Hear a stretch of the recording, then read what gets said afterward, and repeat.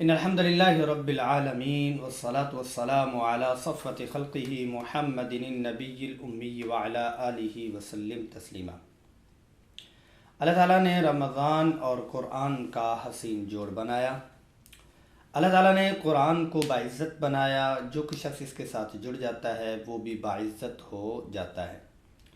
اللہ تعالیٰ نے قرآن عزیز کو بلند و بالا بنایا، جو کہ شخص اس کے ساتھ جڑ جاتا ہے وہ بھی بلند و بالا ہو جاتا ہے۔ رمضان اور قرآن کا سلسلہ جاری اور ساری، خلاصہ قرآن اور 18واں پارہ پیش خدمت ہے۔ اس پارے میں 3 حصے ہیں۔ ایک سورۃ مومنون مکمل ہے، دوسرا سورۃ نور مکمل ہے، اور تیسرا سورۃ فرقان ابتدائی حصہ ہے۔ سورۃ مومنون میں 7 باتیں ہیں۔ ایک یہ کہ استحقاق جنت کی 7 صفات ہیں، اور دوسرا تخلیق انسان کے 9 مراحل بیان ہوئے، اور تیسرا توحید ہے، چوتھا انبیاء کے قصے بیان ہوئے، 5واں نیک لوگوں کی 4 صفات بیان ہوئیں، اور نہ ماننے والوں کے انکار کی اصل وجہ بیان کر دی، اور ساتھ میں قیامت کو بھی بیان فرمایا۔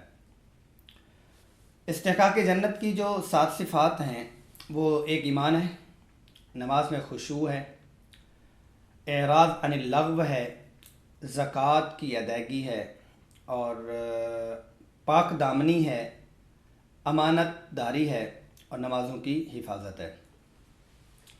اور تخلیق انسان کے بھی 9 مراحل بیان ہوئے، مٹی، پھر منی، پھر جمع ہوا خون، لوتھڑا، ہڈی، گوشت کا لباس، انسان، موت، دوبارہ زندگی۔ اور تیسرے نمبر پر توحید ہے۔ سورت کے آغاز میں توحید کے 3 دلائل بیان ہوئے: آسمانوں کی تخلیق، بارش اور غلہ جات، چوپائے اور اس کے منافع۔ انبیاء کرام کے جو قصے بیان ہوئے، نوح علیہ السلام اور ان کی کشتی کا ذکر ہوا، موسیٰ علیہ السلام اور ہارون علیہ السلام کا بھی ذکر ہوا، حضرت عیسیٰ علیہ السلام اور ان کی والدہ حضرت مریم کا بھی تذکرہ ہوا۔ جہاں تک نیک لوگوں کی صفات کی بات ہے تو وہ 4: اللہ سے ڈرتے ہیں، اللہ پر ایمان رکھتے ہیں، شرک اور ریا نہیں کرتے، نیکیوں میں باوصف دل میں ڈرتے ہیں، انہیں اللہ کے پاس جانا ہے۔ اور نہ ماننے والے کی انکار کی اصل وجہ کیا ہے؟ ان کے انکار کرنے اور جھٹلانے کی نہ یہ وجہ ہے کہ آپ کوئی نئی بات لے کر آئے ہیں جو پیچھے انبیاء لے کر نہ آئے ہوں علیہم السلام، اور نہ آپ کے اعلیٰ اخلاق ان لوگوں سے پوشیدہ ہیں، اور نہ یہ سچ مچ آپ کو معاذ اللہ مجنون سمجھتے ہیں، اور نہ ان کے انکار کی وجہ یہ ہے کہ آپ ان سے معاوضہ مانگ رہے ہیں۔ اصل وجہ اس کے برعکس یہ ہے کہ حق کی جو بات آپ لے کر آئے ہیں وہ ان کی خواہشات کے خلاف ہے، اس لیے اسے جھٹلانے کے مختلف بہانے بناتے رہتے ہیں۔ اور قیامت کا ذکر ہوا، روز قیامت جن کے اعمال کا ترازو وزنی ہوگا وہ کامیاب، اور جن کے اعمال کا ترازو ہلکا ہوگا وہ ناکام ہوگا۔ سورۃ نور میں 2 باتیں ہیں۔ ایک یہ ہے کہ اہل حق اور باطل کی 3 مثالیں دی گئی، اور دوسرا 16 احکام اور آداب بیان ہوئے ہیں۔ زانی اور زانیہ کی سزا 100 کوڑے ہیں۔ احادیث سے ثابت ہے کہ یہ حکم غیر شادی شدہ کے لیے ہے۔ بدکار مرد یا عورت کو نکاح کے لیے پسند کرنا مسلمانوں پر حرام ہے۔ عاقل، بالغ، پاک دامن مرد یا عورت بغیر گواہوں کے زنا کی تہمت لگانے والوں کی سزا 80 کوڑے ہے۔ میاں بیوی کے لیے بجائے گواہوں کے لیان کا حکم ہوا ہے۔ جب سیدہ عائشہ رضی اللہ عنہا پر بعض منافقین نے بہتان لگایا، جو کہ بہت بہتان تھا، بہت بڑا بہتان تھا، مسلمانوں کی روحانی ماں پر لگایا گیا۔ اللہ تعالیٰ نے 10 آیات میں اس واقعے کا ذکر فرمایا۔ ان آیات میں منافقین کی مذمت ہے اور مسلمانوں کو تنبیہ ہے کہ آئندہ کبھی اس قسم کی بہتان تراشی میں حصہ دار نہ بنے۔ حرم نبوت صلی اللہ علیہ وسلم کی عفت اور عصمت کا اعلان فرمایا گیا۔ کسی کے گھر میں بلا اجازت داخل نہ ہوا کریں، اجازت سے پہلے سلام بھی کر لینا چاہیے۔ آنکھوں اور شرمگاہوں کی حفاظت کریں۔ نکاح کی ترغیب ہے۔ جو غلام یا باندی کچھ روپیہ پیسہ ادا کر کے آزادی حاصل کرنا چاہتے ہیں تو ان کے ساتھ اچھا رویہ اور ان کے ساتھ بہترین معاہدہ کر لیا جائے۔ باندیوں کو اجرت کے بدلے میں زنا پر مجبور نہ کریں۔